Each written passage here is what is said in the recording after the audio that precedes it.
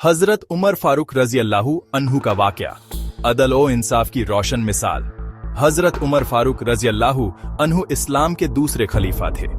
आपका दौरे खिलाफत अदल, इंसाफ, दयानतदारी, सादगी और कल्याणकारी व्यवस्था का बेहतरीन उदाहरण था। आपको रसूल अल्लाह आस ने फारूका का लक़ब दिया क्योंकि आप हक और बातिल में फर्क करने वाले थे।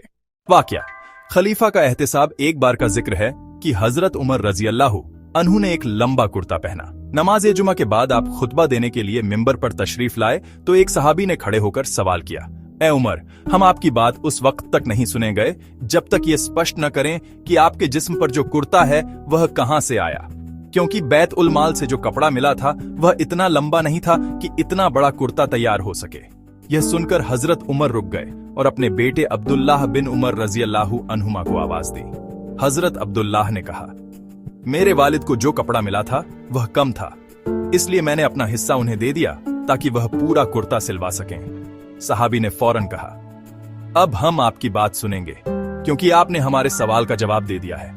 ये वाकया हजरत उमर रजी अल्लाहु अन्हु की पारदर्शिता, जनता के सामने जवाबदेही और इंसाफ पसंदी का मुंह बोलता सबूत है। एक आम शख्स खलीफा तुल मुस्लिमीन से सवाल करता है और खलीफा स्पष्टीकरण देना जरूरी समझते हैं। वाकया, मिस्र के गवर्नर के बेटे का जुल्म एक और मशहूर वाकया हजरत उमर रजी अल्लाहु अन्हु के दौरे खिलाफत का है, जिससे उनका अदल और इंसाफ जाहिर होता है।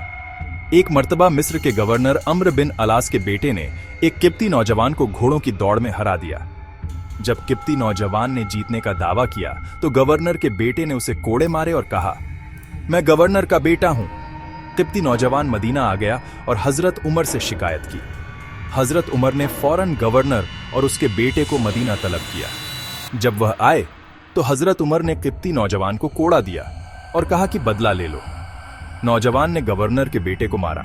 ए अम्र, तुमने कब से लोगों को गुलाम बना लिया है जबकि उनकी माओं ने उन्हें आजाद जना था।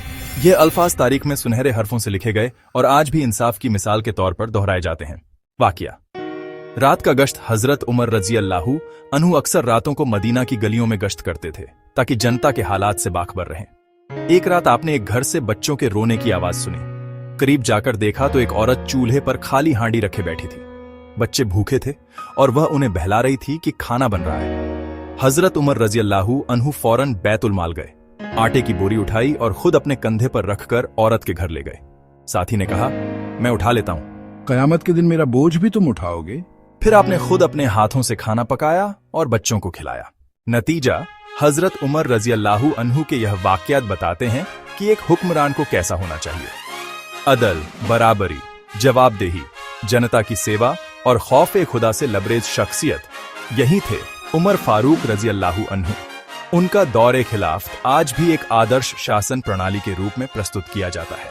यदि यह किसी लेख या धार्मिक कक्षा के लिए आवश्यक हो तो बताएं, मैं इसे उसी हिसाब से ढाल दूंगा।